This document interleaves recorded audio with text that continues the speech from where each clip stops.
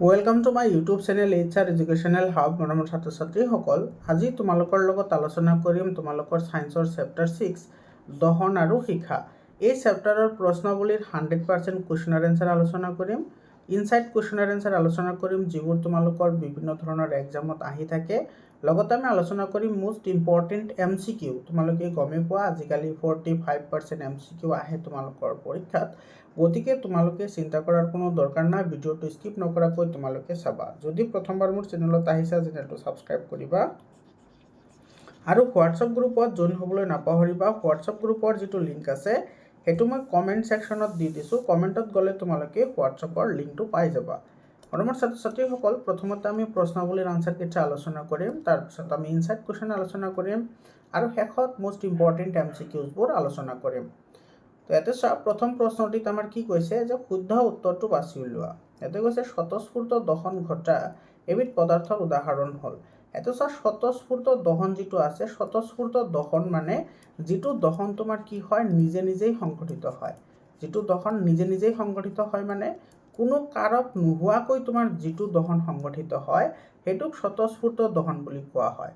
স্বত মানে নিজা, স্ফূৰ্ত মানে ফুটি উঠা বা জ্বলি যোৱা। তো স্বতঃস্ফূৰ্ত মানে নিজে নিজেই তোমাৰ কি হয় জ্বলি উঠে। আৰু তেনেকুৱা এটা পদাৰ্থ হৈছে ফছফৰাছ। এইটো চোৱা, যিটো ফছফৰাছ আছে, ফছফৰাছ এবিধ অধাতু হয় আৰু ইয়াক তোমাৰ কি কৰা হয় পানীত ডুবাই ৰখা হয়। মনত ৰাখিবা, কিন্তু বহুত ইম্পৰ্টেণ্ট প্ৰশ্ন হয়, পানীত ডুবাই ৰখা হয়। তো পৰীক্ষাত তোমাৰ প্ৰশ্ন আহে যে কোনবিধ অধাতুক পানীত ডুবাই ৰখা হয়, সেইটো হৈছে ফছফৰাছ। আৰু ফছফৰাছক আমি কিয় পানীত ডুবাই ৰাখোঁ, কাৰণ ফছফৰাছ তোমাৰ অধিক সক্ৰিয় অধাতু হয় যিয়ে তোমাৰ পৰিৱেশৰ লগত তোমাৰ কি বিভিন্ন ধৰণৰ গেছৰ লগত বিক্ৰিয়া কৰি জ্বলি উঠিব পাৰে। সেইকাৰণে পানীৰ তলত ডুবাই ৰখা হয় যাতে অক্সিজেনৰ সংস্পৰ্শত আহিব নোৱাৰে। আৰু আমাৰ ছাত্ৰ ছাত্ৰীসকলে ফছফৰাছক তুমি যদি টেমাৰ বাহিৰৰ পৰা বা কণ্টেইনাৰৰ বা ধাৰক পাত্ৰৰ যদি বাহিৰত লৈ আহা তেতিয়াহ'লে তোমাৰ কি হয় ফছফৰাছ অকলে অকলে কি কৰে তোমাৰ জ্বলি উঠে। বুজি পাইছা? তো সেইকাৰণে ফছফৰাছ এটা তোমাৰ কি হয় স্বতঃস্ফূৰ্ত দহন ঘটা এবিধ পদাৰ্থ হয়। মমবাতিৰ শিখাৰ সম্পূৰ্ণ দহন ঘটা অঞ্চলটো, সম্পূৰ্ণ দহন ঘটা যিটো তোমাৰ অঞ্চল হয় সেইটোক আমি কি বুলি কওঁ আন্ধাৰ বুলি কওঁ। তাৰপিছত কোনটো আদৰ্শ ইন্ধনৰ ধৰ্ম নহয়। চোৱা, এই প্ৰশ্নটি তোমালোকৰ ক্লাছ 10ত এজ ইট ইজ প্ৰশ্ন আহে আৰু মেট্ৰিক পৰীক্ষাটো আহে। তোমালোকে এইবোৰ বস্তু ইগনোৰ নকৰিবা, এতিয়া ভালদৰে পঢ়া। মই সদায় কওঁ যে তোমালোকে লয়াৰ ক্লাছৰ পৰা ভালদৰে পঢ়িব লাগে মেট্ৰিকৰ ৰিজাল্ট ভাল কৰিবলৈ হ'লে। মৰমৰ ছাত্ৰ ছাত্ৰীসকল, আৰু তোমালোকে ক্লাছ 10লৈকে কোনো ধৰণৰ চিন্তা কৰিব নালাগে। তোমালোকে মেট্ৰিকলৈকে মোৰ চেনেলতে ছায়েন্স আৰু মেথছ 100% পঢ়িবলৈ পাবা। তোমালোকৰ ছায়েন্সৰ অলৰেডি চেপ্টাৰ 1ৰ পৰা চেপ্টাৰ 5লৈ অলৰেডি এনচাৰবোৰ আপলোড কৰা আছে, যদি চোৱা নাই চাই ল'বা। ছায়েন্স শেষ হোৱাৰ লগে লগে আমি মেথছো ষ্টাৰ্ট কৰিম। তেতিয়া চোৱা, আদৰ্শ ইন্ধনৰ কোনটো ধৰ্ম নহয় বুলি সুধিছে। তেতিয়া চোৱা, যাৰ কেলৰিমান বেছি সেইটোতো ভাল ইন্ধন হয়, যাৰ দাম কম সেইটোও ভাল ইন্ধন হয়, যাৰ মজুতকৰণৰ অৰ্থাৎ তোমাৰ জমা কৰি ৰখাৰ কাৰণে কম খৰচ হয় সেইটো ভাল ইন্ধন হয়। কিন্তু প্ৰজ্বলাংক বেছি হ'লে সেইটো ভাল ইন্ধন নহয়। কিহৰ কাৰণে নহয় এইটো চাওক, মই তোমালোকক এটা এক্সাম্পল দি বুজাব বিচাৰিছোঁ। প্ৰজ্বলাংক মানে কি জানানে? প্ৰজ্বলাংক মানে হৈছে, ধৰি লোৱা এইটো এটা আমাৰ কাঠৰ টুকুৰা, ঠিক আছে, কাঠৰ টুকুৰা। এই কাঠৰ টুকুৰাটো জ্বলাবলৈ হ'লে প্ৰথমতে আমি ইয়াতে কি কৰিব লাগিব, ইয়াকে জুই জ্বলাই দিব লাগিব, তাৰপিছতে জ্বলিব, কাৰণ এইটোতো স্বতঃস্ফূৰ্তভাৱে জ্বলা বস্তু নহয়। তো ইয়াতে তোমাৰ যি ন্যূনতম মানে যি আটাইতকৈ কম পৰিমাণৰ তাপ দিলে এই কাঠৰ টুকুৰাটোত জুই লাগিব, তাকেই তোমাৰ কি বুলি কোৱা হয় প্ৰজ্বলাংক বুলি কোৱা হয়। এইটো কোৱা হয় তোমাৰ ইগনিশ্যন টেম্পাৰেচাৰ। ইংৰাজীত কি বুলি কয়? ইগনিশ্যন টেম্পাৰেচাৰ বুলি কয়, ঠিক আছে, ইগনিশ্যন টেম্পাৰেচাৰ বুলি কোৱা হয় ইংৰাজীত, অৰ্থাৎ প্ৰজ্বলাংক বুলি কোৱা হয়। বা এইটোক তোমাৰ জ্বলন উষ্ণতা বুলিও কোৱা হয়, জ্বলন উষ্ণতা। বুজি পাইছা? তো তোমাৰ যিকোনো তোমাৰ ইন্ধন এটা তুমি যদি ধৰি লোৱা তোমাৰ এই কাঠৰ যিটো খৰি আছে, খৰিটো তুমি কিবা কৰিবলৈ ব্যৱহাৰ কৰিবা। এতিয়া তোমাৰ এই কাঠৰ খৰিত যিমানখিনি তাপ দিব তাতকৈ বেছি তাপ যদি তুমি ইয়াতে জুই লগাবলৈ ব্যৱহাৰ কৰিছা তেতিয়াহ'লে সেইটো ভাল ইন্ধন হ'ব জানো? কেতিয়াও নহয়। তো সেইকাৰণে প্ৰজ্বলাংক অৰ্থাৎ জ্বলন উষ্ণতা ইন্ধন এটাৰ যিমান কম হয় সেইটো সিমানেই ভাল। যেনেকুৱা LPG। চ' LPGত আমি যিটো গেছ লাইটাৰ ইউজ কৰোঁ সেইটো তোমাৰ স্ফুলিংগ ওলায়, মানে ফায়াৰিং হয়, সেই ফায়াৰিঙৰ পৰাই তোমাৰ কি লাগে, জুই লাগে, মানে একেবাৰেই তোমাৰ প্ৰজ্বলাংক কম হয়। বুজি পাইছানে? তো যদি প্ৰজ্বলাংক বেছি হয় তেতিয়াহ'লে সেইটো ভাল ইন্ধনৰ কি নহয়, ধৰ্ম নহয় বা বৈশিষ্ট্য নহয়। তো এইটো আমাৰ চি অপশ্যনটো কি হ'ব, কাৰেক্ট অপশ্যন হ'ব। তাৰপিছত চোৱা, জোৰেৰে ফুৱালে মমবাতিৰ শিখা নুমাই, ইয়াৰ কাৰণ কি? চোৱা, যেতিয়া চোৱা ফু মানেতো বুজি পোৱা না, মানে আমি যেতিয়া ফুৱাই দিওঁ, চোৱা ফুৱাই দিলে তোমাৰ কি হয়, ফুৱাই যেতিয়া তুমি দিয়া, এটা ফুৱাই দিলে তোমাৰ কি কৰিব, জুই জ্বলি উঠিব, হয়নে নাই? আকৌ তুমি যদি ফুৱাই দিয়া তেতিয়াহ'লে তোমাৰ কি হয়, জুই নুমায়ো যায়। এতিয়া ৰিজনটো কি চোৱা, যেতিয়া লক্ষ্য কৰিবা দেই, এইটো কিন্তু তোমাৰ হাঁহি উঠাৰ কথা কিন্তু বহুত ইণ্টাৰেষ্টিং হয়। তোমাৰ এইটোৱে কেতিয়াবা ধেমালিত কয়, তোমালোকেও কোৱা কিজানি যে কেই প্ৰকাৰ, দুই প্ৰকাৰ, এটা হৈছে তোমাৰ জ্বলি উঠা আৰু এটা হৈছে তোমাৰ নুমাই যোৱা একচুৱেলি তেনেকুৱা নহয়, তোমাৰ এটাই হয়, তো মানুহে যিটো ফুৱাই দিয়ে সেইটো এটাই হয়। হাঁহি উঠাৰ কথা হ'লে বহুত ইণ্টাৰেষ্টিং হয়, চায়েন্সে তোমাৰ বস্তুবোৰ আসান কৰিছে, ইজি কৰিছে বুজাৰ কাৰণে। তো তোমাৰ চোৱা, তুমি যেতিয়া জুই জ্বলোৱাৰ কাৰণে তুমি যেতিয়া ফুৱাই দিবা, সেই ফুটো তোমাৰ হ'ব লাগিব কেনেকুৱা, সেই ফুৱাই দিয়াটো তোমাৰ কি হ'ব লাগিব, তোমাৰ যিটো তুমি ইয়াতে ইন্ধন দিবা, সেই ইন্ধনৰ পৰিমাণ তোমাৰ ফুটকৈ বেছি হ'ব লাগিব।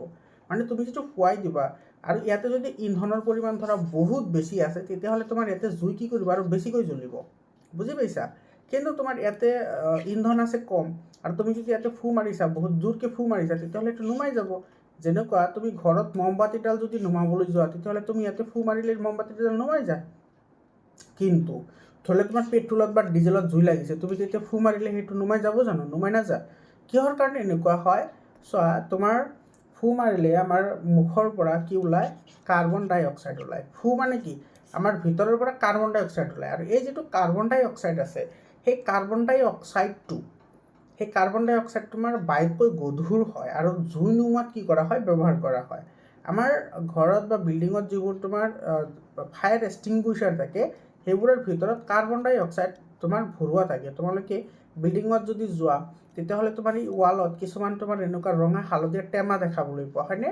লোহাৰ টেমা এনেকৈ লগোৱা থাকে, আৰু ওচৰত লিখা থাকে ফায়াৰ এক্সটিংগুইশ্বাৰ হয়। ফায়াৰ এক্সটিংগুইশ্বাৰ মানে জুই নুমুৱা, ঠিক আছে? তো ইয়াতে আমাৰ কি কয়, ফুৱালে কাৰ্বন ডাই অক্সাইড উৎপন্ন হয়, সেইকাৰণে তোমাৰ কি কৰে, মমবাতিডাল নুমাই যায়। বুজি পাইছানে?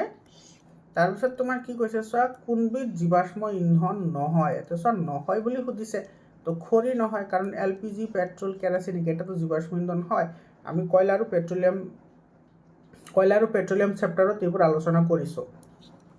খৰি হ'ব আনচাৰ। 2 নম্বৰ প্ৰশ্নতে চোৱা, এটা আমাৰ কেইটামান খালী ঠাই দিছে চোৱা। ইয়াতে এবিধ পদাৰ্থ জ্বলাৰ অৰ্থ হ'ল পদাৰ্থবিধৰ এইটো অক্সিজেনৰ সৈতে বিক্ৰিয়া। O2 লিখিবা, নাইবা তুমি ডাইৰেক্টলি লিখি দিব পাৰা, বা তুমি সংক্ষেপত লিখিলেই ভাল, কাৰণ যিহেতু ছায়েন্স হয়, এইটো অক্সিজেনৰ সৈতে বিক্ৰিয়া।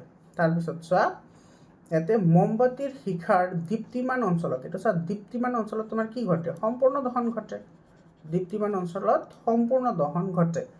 মমবাতিৰ শিখাৰ আন্ধাৰ অঞ্চল, মমবাতিৰ শিখাৰ যিটো একেবাৰে আন্ধাৰ অঞ্চল থাকে, সেইটো তোমাৰ কিহেৰে গঠিত, সেইটো তোমাৰ এডাল ফিতাৰে গঠিত, হয়নে? এডাল ফিতা থাকে যে মমবাতিৰ ভিতৰত, সেইটো তোমাৰ কি কৈছে, আচ্ছা, এইটো মমৰ বাষ্পৰে গঠিত বুলি কৈছে। মমৰ বাষ্প, এইটো লিখিবা, মমৰ বাষ্পৰে গঠিত। তাৰপিছত জ্বলোতে বাষ্পীভূত হোৱা পদাৰ্থ হয়। ইয়াতে জ্বলোতে যিখিনি পদাৰ্থ তোমাৰ কি হয়, বাষ্পীভূত হয়, সেইখিনি তোমাৰ কিহৰ সৃষ্টি কৰে, ধোঁৱাৰ সৃষ্টি কৰে। কিহৰ সৃষ্টি কৰে, ধোঁৱাৰ সৃষ্টি কৰে।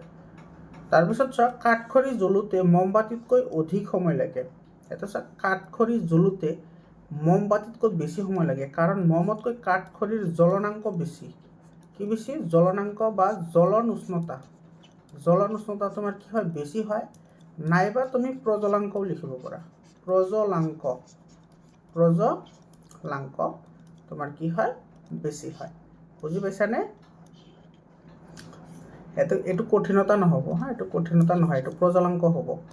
তাৰপিছৰ প্ৰশ্নটো চোৱা,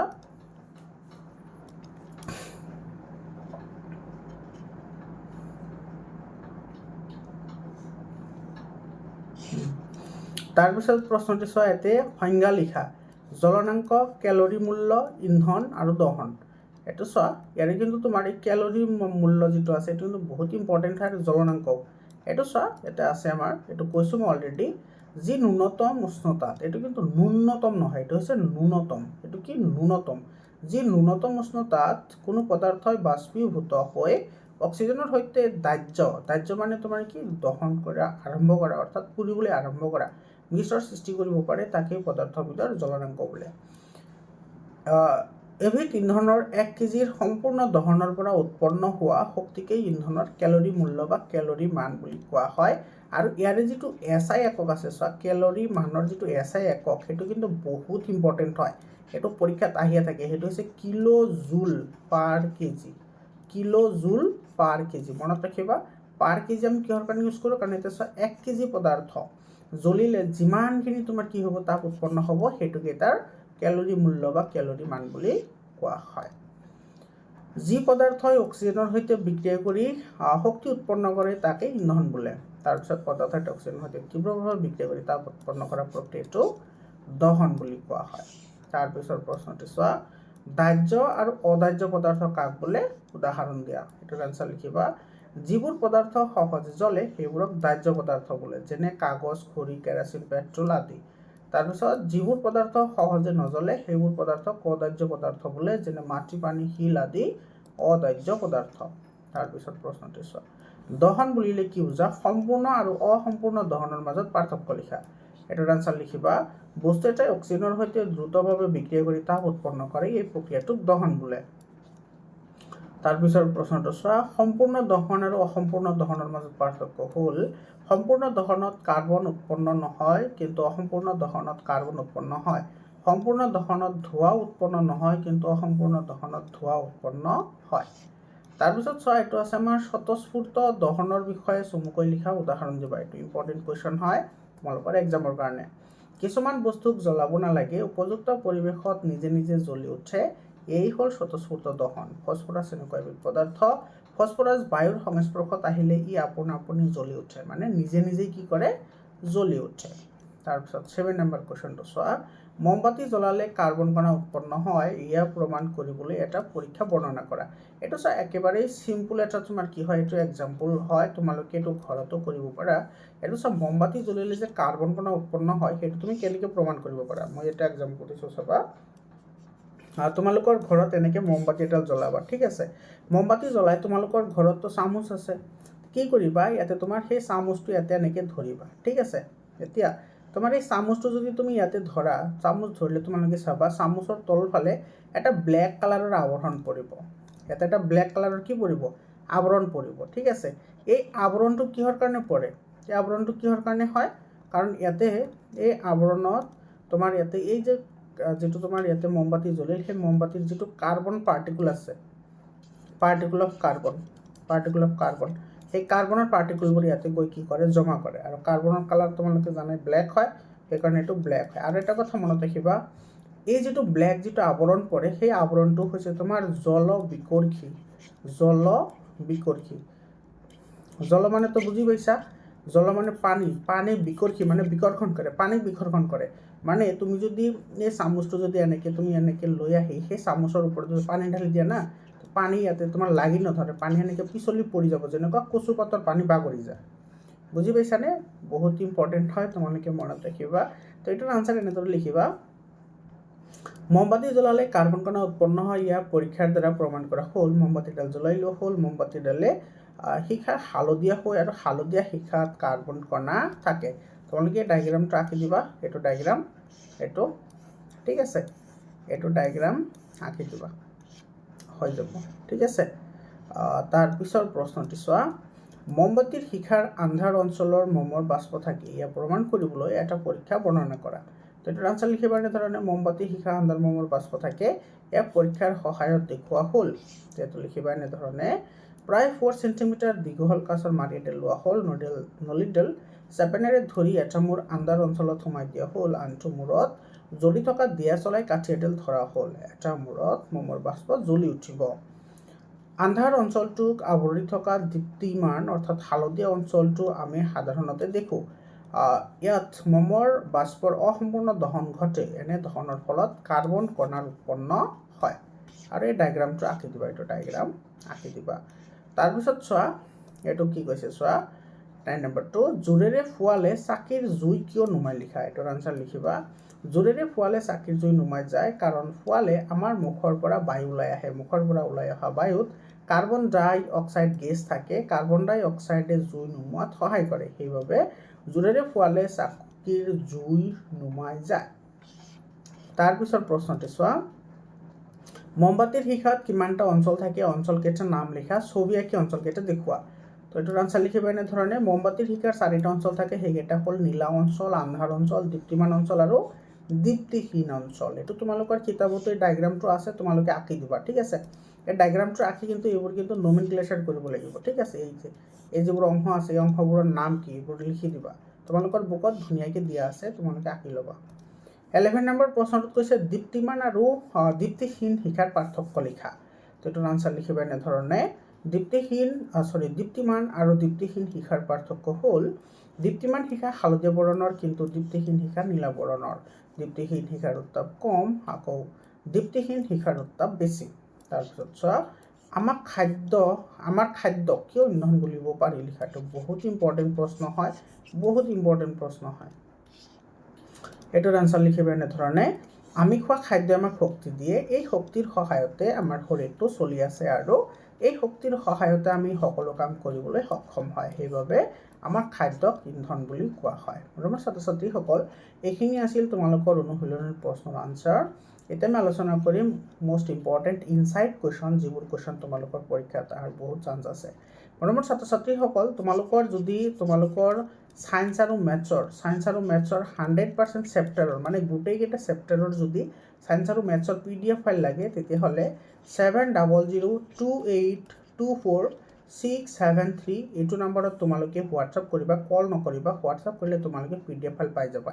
আৰু PDFৰ কাৰণে তোমালোকে এটা ফি দিব লাগিব, ফ্ৰী দিয়া নহয়, কাৰণ ফ্ৰীত দিলে কোনেও ভেলু নিদিয়ে। গতিকে তোমালোকে যদি PDF পাবলৈ বিচৰা, তোমালোকে টকা দি PDFখিনি কিনি ল'ব পাৰা। তাৰপিছত চোৱা, ইনচাইট কুৱেশ্যনবোৰ চোৱা। সেইটো জুই জ্বলিবলৈ কি গেছৰ প্ৰয়োজন হয়, বহুত ইম্পৰ্টেণ্ট প্ৰশ্ন হয়। এইটো প্ৰশ্ন কিন্তু MCQত আহে। তো অক্সিজেনৰ প্ৰয়োজন হয়। অক্সিজেন নহ'লে কেতিয়াও জুই জ্বলিব নোৱাৰে। জুই নুমুৱাবলৈ কি গেছৰ প্ৰয়োজন হয়, কাৰ্বন ডাই অক্সাইড গেছৰ প্ৰয়োজন হয়। ফচফৰাছক কিয় পানীত ডুবাই ৰখা হয়, চব বহুত ইম্পৰ্টেণ্ট হয়, বহুত ইম্পৰ্টেণ্ট হয়। এই প্ৰশ্নটো তোমাৰ 2 মাৰ্কৰ কাৰণে তোমালোকৰ পৰীক্ষাত অহাৰ বহুত চান্স আছে। ফচফৰাছ বায়ুৰ সংস্পৰ্শত আহিলে ই নিজে নিজে, আপুনি শব্দটো নিলিখিবা, এইটো নিজেই জ্বলি উঠে লিখিবা, ঠিক আছে। নিজেই জ্বলি উঠে, অৰ্থাৎ নাইবা তুমি ইয়াকে স্বতঃস্ফূৰ্তভাৱেও লিখিব পাৰা, স্বতঃস্ফূৰ্তভাৱে, ঠিক আছে। তুমি স্বতঃস্ফূৰ্তভাৱেও লিখিব পাৰা, স্বতঃস্ফূৰ্তভাৱে এইটো ভাৱে জ্বলি উঠে, সেইকাৰণে ফচফৰাছক পানীত ডুবাই ৰখা হয়। তাৰপিছত চোৱা, জ্বলনাংক কাক বোলে, জ্বলনাংক বা জ্বলন উষ্ণতা বুলিও কয়। যি নিম্নতম উষ্ণতাত কোনো এবিধ পদাৰ্থ বাষ্পীভূত হৈ অক্সিজেনৰ সৈতে দাহ্য মিশ্ৰণৰ সৃষ্টি কৰে, তাকেই পদাৰ্থৰ জ্বলনাংক বোলে। প্ৰজ্বলাংক বা স্বপ্ৰজ্বলাংক কাক বোলে, এইটো চোৱা, আনচাৰ লিখিবা। উৎপন্ন হোৱা বাষ্প জ্বলিবলৈ তাপ লাগিব, যি ন্যূনতম উষ্ণতাত বাষ্প জ্বলে তাকে প্ৰজ্বলাংক বা স্বপ্ৰজ্বলাংক বোলে। তাৰপিছত চোৱা, কেলৰি মান কি, এইটো বহুত ইম্পৰ্টেণ্ট হয়। এইটো প্ৰশ্ন, এইটো 2 মাৰ্কৰ কাৰণে পৰীক্ষাত আহে। ইন্ধনৰ পৰা আমি তাপ শক্তি পাওঁ, কিন্তু সকলো ইন্ধনৰ পৰা একে পৰিমাণৰ তাপ শক্তি পোৱা সম্ভৱ নহয়। আচ্ছা, তোমালোকে এইখিনি লিখিব নালাগে, এইটো পাৰ্ট লিখিব নালাগে, এইখিনি লিখিব নালাগে, ডাইৰেক্টলি এইখিনি লিখিবা ইয়াৰে পৰা। কোনো এবিধ ইন্ধনৰ 1 কিলোগ্ৰাম সম্পূৰ্ণ দহনৰ ফলত উৎপন্ন হোৱা শক্তিৰ পৰিমাণেই হ'ল ইন্ধনবিধৰ কেলৰি মান। 1 কিলো জুল প্ৰতি কিলোগ্ৰাম এককত প্ৰকাশ কৰা হয়। এইটো এককটো কিন্তু মনত ৰাখিবা, মোষ্ট ইম্পৰ্টেণ্ট হয়, কম্পিটিটিভ এক্সামত আহে এইটো প্ৰশ্ন। এইখিনি লিখিবা, এইখিনি লিখাৰ দৰকাৰ নাই। তাৰপিছত চোৱা, এইটো আদৰ্শ ইন্ধনৰ ধৰ্ম লিখা। এইটো ক্লাছ 10ত এজ ইট ইজ প্ৰশ্ন আছে, বহুত ইম্পৰ্টেণ্ট প্ৰশ্ন হয়। এইবোৰ প্ৰশ্ন কিন্তু পৰীক্ষাত আহিয়ে থাকে 2 মাৰ্কৰ কাৰণে, ঠিক আছে। আদৰ্শ ইন্ধনৰ ধৰ্ম চোৱা, কেলৰি মান বেছি হ'ব লাগে, প্ৰজ্বলাংক কম হ'ব লাগে, বেছি হ'ব নালাগে মানে কি, কম হ'ব লাগে, দাম কম হ'ব লাগে, আৰু সহজে সৰবৰাহ অৰ্থাৎ যাতায়াত ভাল হ'ব লাগে, আৰু স্বতঃস্ফূৰ্ত দহন হ'ব নালাগে। তো এইখিনি আছিল আমাৰ ইনচাইট কুৱেশ্যন। এতিয়া আমি আলোচনা কৰিম MCQ খিনি। চোৱা, MCQ খিনি বহুত ইম্পৰ্টেণ্ট হয়। এটা চোৱা দহনৰ বাবে আৱশ্যকীয় কেইটা তোমাৰ চৰ্ত লাগে, তিনিটা চৰ্ত মনত ৰাখিবা। দহনৰ বাবে তিনিটা চৰ্তৰ প্ৰয়োজন হয়, তিনিটা চৰ্ত লাগিবই। আৰু সেই তিনিটা তোমাৰ কি কি লাগিব, অক্সিজেন লাগিব, ইন্ধন লাগিব আৰু তাপ লাগিব। এতিয়া চোৱা ইন্ধনটো কিহৰ কাৰণে তোমাৰ দহনৰ কাৰণে অত্যাৱশ্যকীয় এটা চৰ্ত হয়, কাৰণ পৃথিৱীৰ সকলো বস্তুৱেই তোমাৰ কি নহয়, দাহ্য নহয়। দাহ্য মানে সকলো বস্তু নুপুৰে, যেনেকুৱা তোমাৰ মাটি নুপুৰে হয়নে, তো তোমাৰ যদি মাটি দি অক্সিজেন দিছা আৰু তাপ দিছা পুৰিব জানো, নুপুৰে। তেনেকুৱা কথা। এইটো ক নাম্বাৰটো কি হ'ব, কাৰেক্ট হ'ব। দহনৰ সময়ত কি গেছ উৎপন্ন হয়, দহনৰ সময়ত উৎপন্ন হয় তোমাৰকৈ কাৰ্বন ডাই অক্সাইড। তাৰপিছত চোৱা তলত কোনটো দাহ্য পদাৰ্থ, দাহ্য পদাৰ্থ মানে কোনটো পুৰিব, তো কাঠটো পুৰিবই হয়নে। তাৰপিছত লোহাও নুপুৰে, লোহা গলি যায়, বালিও নুপুৰে, পানীও নুপুৰে, পানী বাষ্পীভূত হয়, কিন্তু কাঠটো পুৰে, গতিকে কাঠ হ'ব আনচাৰ। তলৰ কোনটো অদাহ্য পদাৰ্থ, কোনটো তাৰমানে নজ্বলে, কাগজো পুৰে, কেৰাচিনো পুৰে, পেট্ৰলো পুৰে, কিন্তু কাঁচ নুপুৰে, কাঁচ গলি যায় নাইবা তোমাৰ ভাঙি যায়।